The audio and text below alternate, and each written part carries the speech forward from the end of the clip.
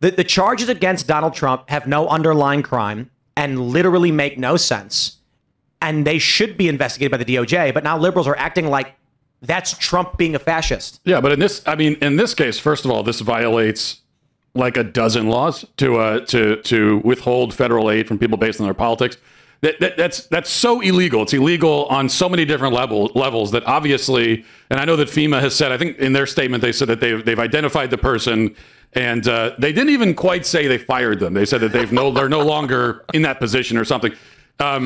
But that's not enough. Obviously, we need a prosecution. And the thing about this, when you see jail, obviously, and when you see the story, it's like they're so flagrant. Like if I had seen this headline and it wasn't from the Daily Wire, I don't know if I would believe it at first. And not because I doubt that the federal government would do this. It's only because it's so on the nose and it's so blatant. And then of course it's from the Daily Wire. So I'm like, well, of course I know that Daily Wire is trustworthy, and it's been confirmed by FEMA. But it is shocking. It's again, not that they did it, but that they put it in writing. Yeah. That they would just write that down and say, yep, skip the Trump houses, because they think they could just do whatever they want, and there will be no accountability at all. So just think about that. And this is you have to keep in mind, these are federal workers under Biden's administration, assuming also all of these workers were assuming that Kamala would win. And so they thought there's just no way this will ever come out. And so we can do whatever the hell we want, and we can tell people we're doing it and put it in writing. It's so flagrant and blatant. Real quick, once they would skip it, they would write down in their surveys, not able to access property. Wow. That's crazy. Just deny it. It obviously, none of us here are surprised. Obviously, this is something that is honest. It's standard. It's something that is expected ever since Lois Lerner and the IRS scandal, and which is over 10 years ago now.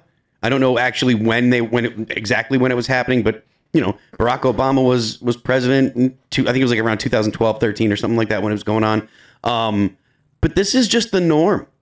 That's right. The idea that there's not political persecution, there's not bias from Washington, D.C. Washington, D.C. was 95% for Kamala Harris. 95%. That is not representative of the United States. That is representative of a uniparty. And when you say uniparty, people look at you as if you're some kind of you're some kind of extremist or some kind of crazy person. It is purely ideological in DC, and the entire town needs to be gutted.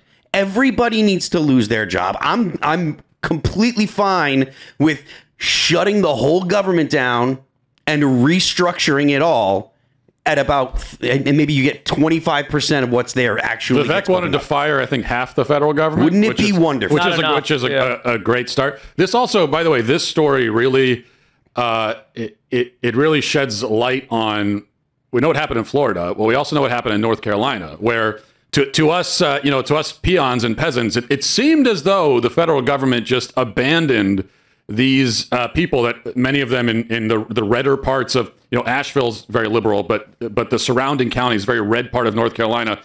And it seemed like from the outside that they were just being abandoned to drown. And you had to wonder if that was politically motivated. And of course, the media said, well, how dare you even suggest such a thing? And now we see this. And now I have to wonder, is there some directive from some FEMA official somewhere saying, yeah, leave North Carolina alone. They'll be fine. They're Trump supporters. I mean, It wouldn't shock me. This is how the left has operated historically. You look at the Holodomor, and the entire argument was there just happened to be this famine in Ukraine. And even though they were exporting grain while everyone there was starving to death, this was not politically targeted. We weren't trying to kill our political enemies. What the left basically always does is they deprive basic necessities that they've been in charge of, or placed in charge of giving to people from them. And it's always a coincidence. There's always some reason that it just happens to be the case that their political enemies are being punished. That's it. Matt, you made a point earlier where you said if you didn't read this from the Daily Wire, you wouldn't have believed it at first. And this is a massive messaging problem for the right, because as you pointed out, Phil, people are afraid of being called crazy. And the left has done such a good job poisoning the well against bluntly describing the things that they're doing. And when you go to people and you just describe things that left-wing politicians and pundits have said, as well as the actual party platform of the Democratic Party, people will regard you like a crazy person. I mean, Kamala Harris literally said she wanted to fund sex change operations for illegal aliens. And I understand why people hear that and they don't want to believe it, because that sounds like something that The Simpsons would put in a Fox News headline in an episode they made 10 years ago. This is, to your point, that's exactly right. The left will hear this story and they will say, oh, this is not that big of a deal. You know, that was one person, and they'll minimize it as much as they can. Even though this is one step away from literally not helping people in the middle of an emergency, right? It's like they're not going to houses to offer aid. It's one step away from saying, don't go to that house while it's actually raining and while the floodwaters are going up. It's one step away from that. And that is one step away from things like the Holodomor. It's the same impulse. And keep in mind, just to go back to the point about how flagrant this is, which again is the only thing that makes it that gives you pause at first. You're like, could that really be? They're that blatant about it. So the fact that they're that blatant tells you something about the culture in FEMA, which is not a surprise. But if you have one official who's willing, again, to put this in writing, not just that they set it off the record in some meeting, but they put it in writing, then that tells you something about the culture there. It tells you that this official felt. I mean, obviously, if FEMA is filled with people like us, by that I mean just like normal common sense people. Even if you are a far left FEMA official, you wouldn't put that in writing because you'd be worried about this exact thing happening. So they obviously are in an environment where they know they're around like-minded people. Yeah. I think we can assume that there's a lot of this kind of thing going on. And so to them, it was no big deal to put it in writing. Well, and at some point, it's clear. General Flynn said this morning on the Culture War podcast that we all dodged a bullet with this election. And then you see a story like this, and I want to stress, in a situation like a hurricane where people are in need of disaster relief, this aid could be life and death. In this area in Florida, I expect there's probably a lot of elderly who are in desperate need. This is, as Phil was saying, 1 degree away, but this is them saying they're okay with you dying in a disaster. They will not provide you the relief that you deserve as a citizen of this country, as a taxpayer, because they don't like your worldview. Yeah, exactly. And there's never going to be any accountability for this, and there certainly won't be any accountability for eroding trust in American institutions.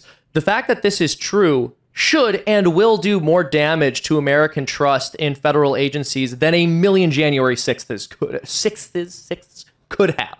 You get my point. A figure will come along and point out the lies and hypocrisy of the media and of the ruling class, and it's always made out to seem as if this person just pulled it out of nowhere and they hypnotized everybody. Everyone loved the media, and then Donald Trump came along and he convinced people not to like them anymore. People loved the government, but then people like Ron Paul came along and started convincing them not to. I mean, the reality is the federal government hates us as people. They hate our way of life. They detest normal people, and they don't care when you die. So and they're in charge of ensuring you live. And by the way, the federal government, it spends between $15 and $19 billion. I believe it's closer to $19 billion every single day. They're capable of providing basic disaster relief. When they weren't doing that, I think it should have been apparent enough that it was intentional. I think this is very obviously extremely disgusting. What stands out to me is this is FEMA. The organization is FEMA, and they're supposed to, you join FEMA because you want to help people and you want to help others. And to think that you'll just pass over people during a hurricane or what have you during a natural disaster like this is so disgusting. It's so outrageous that even the workers, in a quote here from the Daily Wire article, by the way, the guy who broke this story, Leif Lamahu, did a great job here. But the workers said, I thought we could go help and make a difference. When we got there, we were told to discriminate against people. It's almost unbelievable to think that somebody in the federal government would think that's okay. I'm glad there's at least somebody in FEMA who saw what was going on and thinking, what the hell are we doing? Thanks for checking out this clip from Timcast IRL. Make sure to watch the show live Monday through Friday at 8 p.m. Subscribe to this channel, and we will see you all there.